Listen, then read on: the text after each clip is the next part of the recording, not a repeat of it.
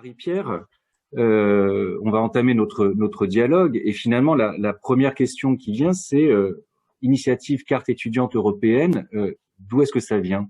D'où est-ce que ça vient? C'est une initiative qui est relativement nouvelle, mais qui s'appuie sur un ensemble de projets qui ont été initiés par la communauté ESR européenne elle-même et qui ont été endossés et financés par la Commission européenne, alors notamment à travers deux de ces instruments, le programme Erasmus+, mais également le programme CEF, qui est le programme piloté par sa direction générale numérique.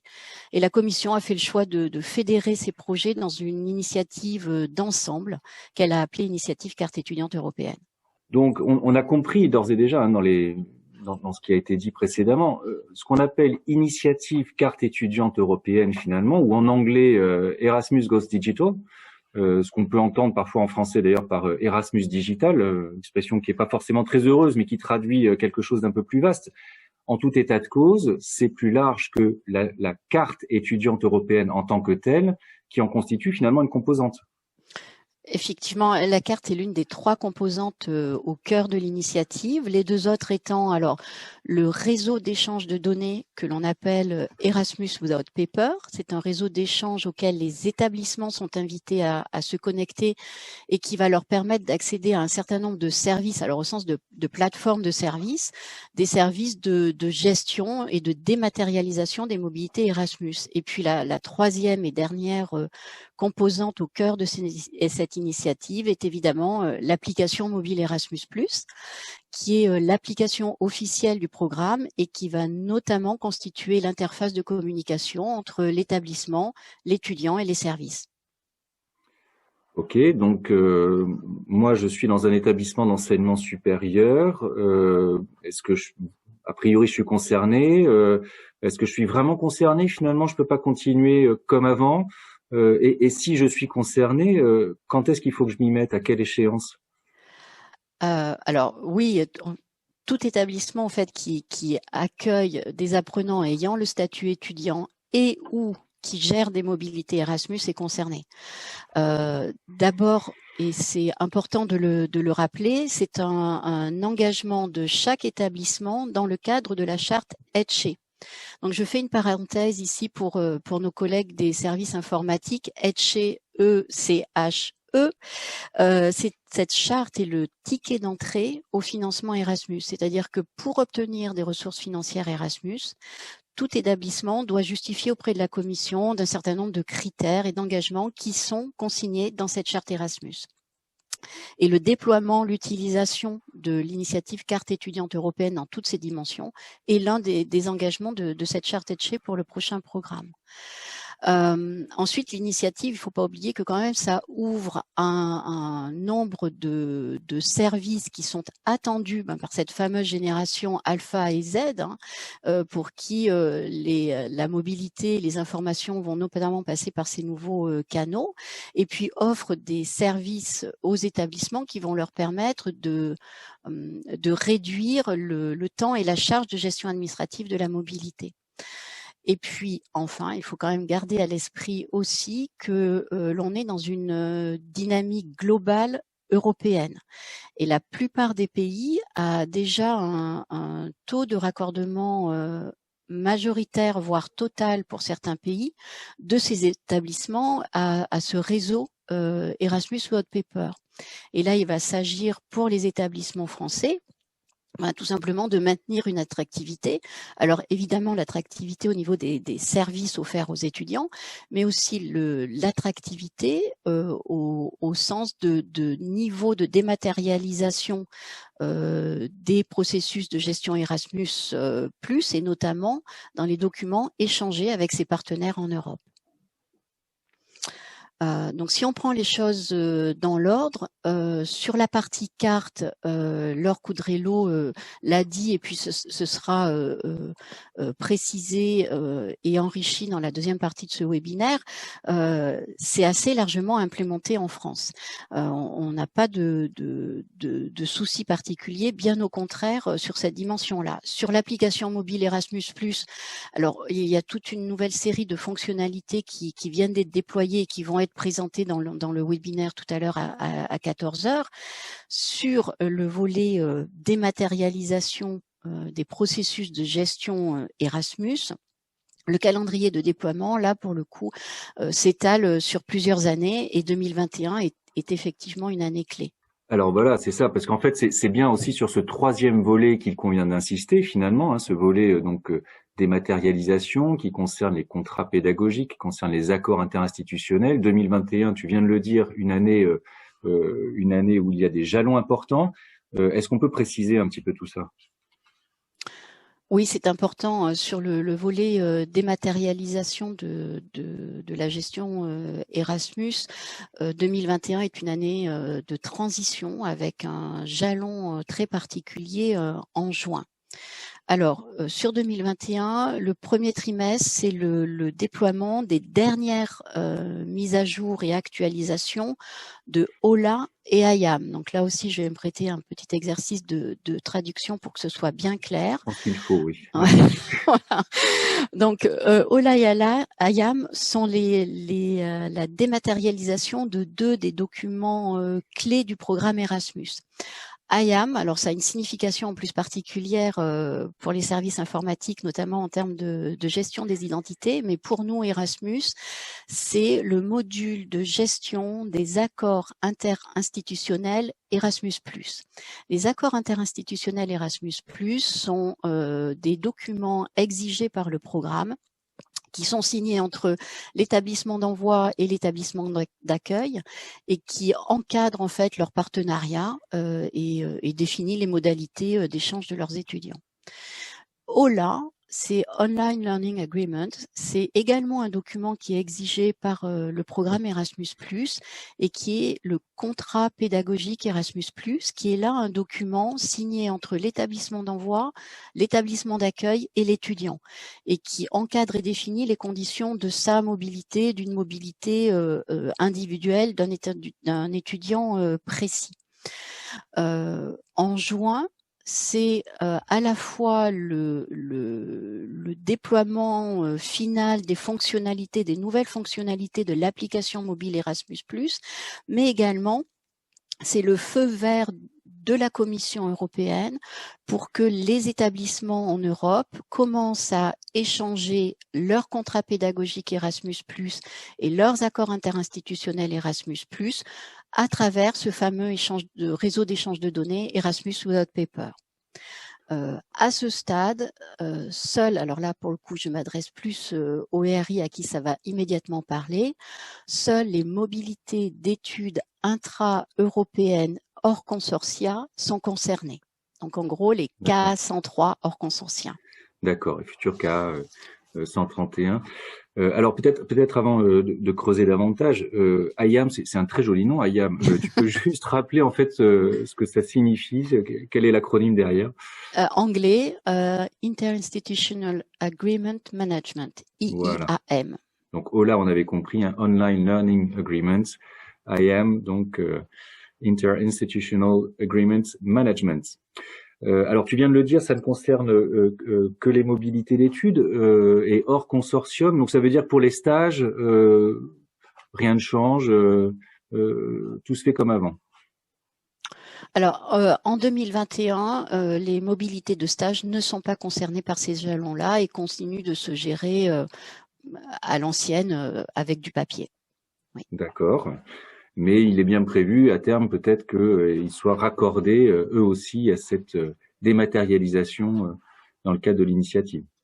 Alors, je confirme également cette dimension. Hein. C'est une initiative qui se met en place pas à pas, une démarche step by step de la Commission européenne, mais bien évidemment qui va se déployer ensuite pour les stages, pour les mobilités internationales et à terme pour les mobiliser des autres secteurs du programme. Mais là, on parle d'un déploiement sur plusieurs années. Donc on a bien compris qu'il y avait ce jalon important de juin prochain. Qui concernait donc les mobilités d'études hors consortium et finalement, qu'est-ce qui se passe si on n'est pas prêt en juin? Juin 2021 est une étape collective européenne particulièrement importante. Et c'est pour cela que l'agence a mis en place depuis l'année dernière un plan d'action, un plan d'accompagnement qui comprend toute une série d'actions. On peut citer des actions relativement classiques de webinaires, d'information, de mise à disposition de ressources, de pages web, de tutos, etc. Mais également un travail important de maillage partenarial avec les principales parties prenantes en France de la mise en œuvre de cette initiative et qui sont d'ailleurs pour la plupart partenaires, contributeurs et présents dans le webinaire d'aujourd'hui. On peut aussi citer le groupe utilisateur national sur lequel on va revenir. La question des lycées est assez spécifique dans ce cadre-là parce que leur environnement SI technique est quand même très particulier et très lié à celui de l'éducation nationale. Donc ça sera un point qui doit être traité en tant que tel. Ce qu'il est important de dire, c'est que l'on a bien en tête toute la diversité des établissements d'enseignement supérieur en France et tous les cas particuliers qu'ils suscitent. Donc les solutions et les outillages techniques sont pensés aussi en fonction de cette diversité-là. D'accord. Donc en fait le message c'est on va tout faire pour vous accompagner et pour être prêt pour le mois de juin. Bon bah c'est super. Alors on y va. Sur quel bouton on appuie? Où est-ce qu'on s'inscrit pour basculer, pour se raccorder? Alors c'est évidemment pas si simple que ça, mais je vais vous montrer. Il y a des boutons sur lesquels on peut effectivement appuyer. Donc c'est le moment où je vais partager mon écran pour m'appuyer sur quelques diapos. Hop. Est-ce que c'est bon? Oui, on voit ton écran.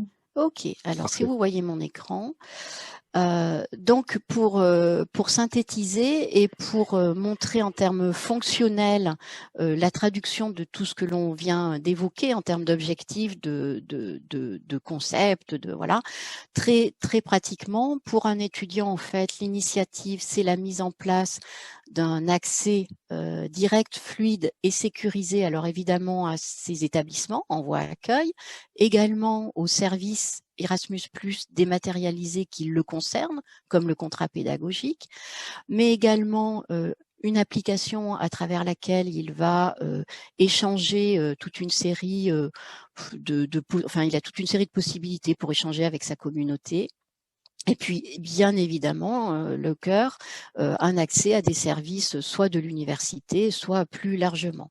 Je mentionne parce que c'est important de le savoir que tout cela est techniquement agrégé, rassemblé au sein d'une plateforme européenne de services pour l'enseignement supérieur qui est en train de se monter et dont l'initiative est une partie, mais d'autres parties s'arriment progressivement et notamment je cite Europass. Alors je cite Europass parce que l'idée globale de cette initiative, c'est bien que notre génération Z, notre génération alpha au centre, est au bout de ses doigts, littéralement, ses CV, ses diplômes, ses candidatures en ligne pour des stages, pour des emplois, les communications directes avec ces établissements, la gestion de ça ou de ces mobilités Erasmus et l'accès aux services. Et tout cela une dimension européenne. Pour l'établissement, en termes fonctionnels, l'initiative offre un accès direct, fluide et sécurisé à ces établissements partenaires à travers un canal partagé, public et sécurisé. L'accès évidemment aux services Erasmus+ dématérialisés qui lui sont destinés. Alors le moins 29%, il n'est pas du tout négligeable en fait. Ces services-là existent depuis plusieurs années. Il y a eu des tests de masse et montrent que par exemple sur le contrat pédagogique, le gain de temps a été en moyenne de moins 29% de temps consacré par les coordinateurs mobilité à la gestion de cet outil. Et puis l'établissement, avec cette initiative, peut communiquer directement avec ses étudiants entrant et sortant à travers l'application. Voilà, alors les boutons sur lesquels appuyer. Ce que je montre là, c'est une possibilité parce qu'en fait, tout va dépendre évidemment de la stratégie de l'établissement, de ses moyens, de sa configuration technique. Donc, c'est pas la marche à suivre, c'est une proposition qui peut être inspirée. On a la carte étudiante à laquelle on va donner une dimension européenne. On va automatiser la reconnaissance du statut étudiant au niveau européen. Sur cette carte-là, on a en France la chance d'avoir quasi automatiquement un certain nombre de services, comme le paiement Easly, comme l'accès à, à la restauration à tarifs négociés universitaires, etc. On peut également y adosser, en se connectant au réseau Erasmus White Paper, un certain nombre de services Erasmus qui sont reliés ensuite à une application pour la communication avec les étudiants. Et le tout est sécurisé, fluidifié à travers ce que l'on appelle un identifiant étudiant et que nous présentera Renater. Donc les boutons sur lesquels appuyer. Pour l'étape 1, la carte, on a la chance d'avoir le CNUS, établissement français, vers lequel on peut se retourner et qui offre déjà un certain nombre d'informations en ligne. Je cite également un réseau que l'on a la chance d'avoir en France, qui est le CNCEU, le Comité national de la carte étudiante et de ses usages, qui a un site internet sur lequel vous pouvez obtenir un grand nombre d'informations. Sur la partie 2, y adosser et bénéficier des services Erasmus. Là, si vous avez un fournisseur pour le externe pour la gestion de la mobilité Erasmus, donc très concrètement, type en France beaucoup MoveOn, Mobility Online, Teradata, mais il y en a beaucoup, eCharlemagne, eMuse, il y en a énormément. Là, c'est le provider qui va installer le bouton Erasmus White Paper, et c'est déjà le cas, notamment pour MoveOn et pour Mobility Online, entre autres.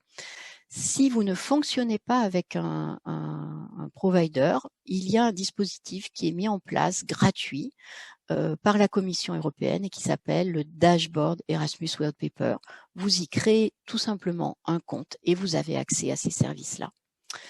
Il y a une troisième configuration qui est, à ma connaissance, peu représentée en France, c'est les établissements qui ont un SI maison pour la gestion de la mobilité.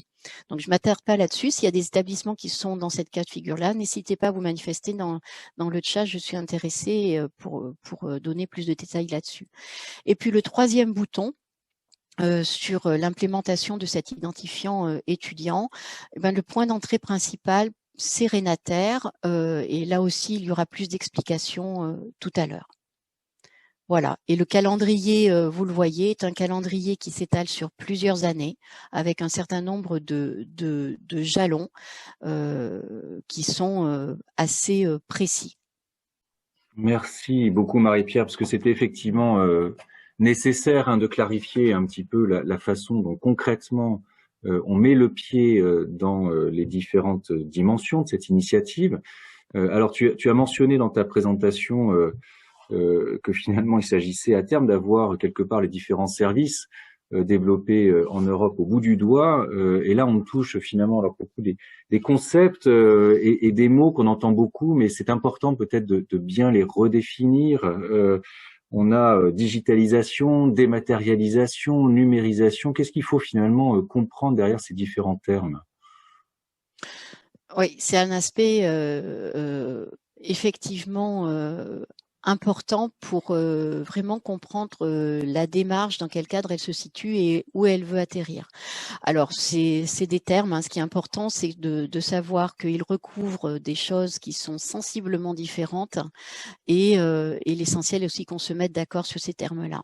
Donc, je vais pas parler des concepts, je vais prendre un exemple ultra précis, ultra concret, celui du contrat pédagogique Erasmus. Si on parle de numérisation, c'est tout simplement que notre contrat pédagogique initial en version papier, que l'on a tant bien que mal essayé de ne pas perdre, de ne pas tâcher, de récupérer avec les bonnes signatures. En phase de numérisation, en fait, ce contrat pédagogique, tout simplement, on l'imprime toujours, on le fait toujours signer, mais une fois qu'on l'a complété, on le scanne et on le stocke dans un dossier informatique. Généralement en espérant le retrouver au bon endroit au moment de l'audit des projets. Donc la numérisation, ça touche à la modification de la nature du document. En phase de dématérialisation, là, le contrat pédagogique est déjà nativement numérique. C'est déjà un format informatique. Il est possiblement déjà aussi renseigné en ligne. On a intégré la signature électronique. Donc là, ça peut déjà commencer à modifier les circuits internes de signature. Dans cette phase aussi, on commence par exemple à réutiliser les données. C'est-à-dire que par exemple, le contrat pédagogique est pré-renseigné avec le prénom, le nom ou la date de naissance de l'étudiant, ou par exemple les dates de mobilité qui sont intégrées sont basculées dans une autre base de données, par exemple celle de la compta pour calculer le calcul ou le montant de la bourse. Donc là, en phase de dématérialisation, on n'est plus seulement sur la modification du document, on est déjà sur la modification des processus internes. En phase de digitalisation, et c'est de cela dont on parle sur le Erasmus Digital, l'initiative carte étudiante européenne, le contrat pédagogique est évidemment entièrement dématérialisé. Mais en plus, c'est l'étudiant qui, depuis son smartphone, va initier le process. C'est lui qui va être maître de l'initiation de ce processus. Il va automatiquement accéder à un contrat pédagogique qui est pré-renseigné et individualisé, selon le sacro-saint principe que l'on ne va jamais lui demander 2 fois la même chose, ce que les générations Z et Alpha ne supportent pas. Les données sont évidemment réinjectées, transmises dans les autres services de l'établissement qui en auraient besoin. Le circuit entre l'établissement d'envoi, l'étudiant, l'établissement d'accueil, c'est-à-dire toutes les parties prenantes du contrat pédagogique, ce circuit-là est transparent, visible de tous. Ces parties prenantes reçoivent des notifications, des rappels, et puis surtout, eh bien, les délais sont raccourcis, le service est personnalisé, l'étudiant est satisfait de son expérience, et eh bien, il peut par exemple faire une copie écran, une capture écran de son contrat pédagogique, le partager sur son Instagram, promouvoir sa mobilité, être liké par l'établissement d'accueil qui déjà va pré-repérer, va être repéré aussi par sa communauté Erasmus. Et là, on entre dans une autre façon complémentaire, par exemple, de promouvoir la mobilité Erasmus accessible pour tous et à portée de main. Et c'est cette façon qui correspond bien à cette fameuse génération alpha que tu rementionnais à l'instant, et la boucle est bouclée finalement par rapport à notre séquence de dialogue. Alors merci Marie-Pierre pour ces éclaircissements. On va continuer à approfondir au cours de ce webinaire et dans le cadre des sous-groupes de travail auxquels vous aurez la possibilité de participer.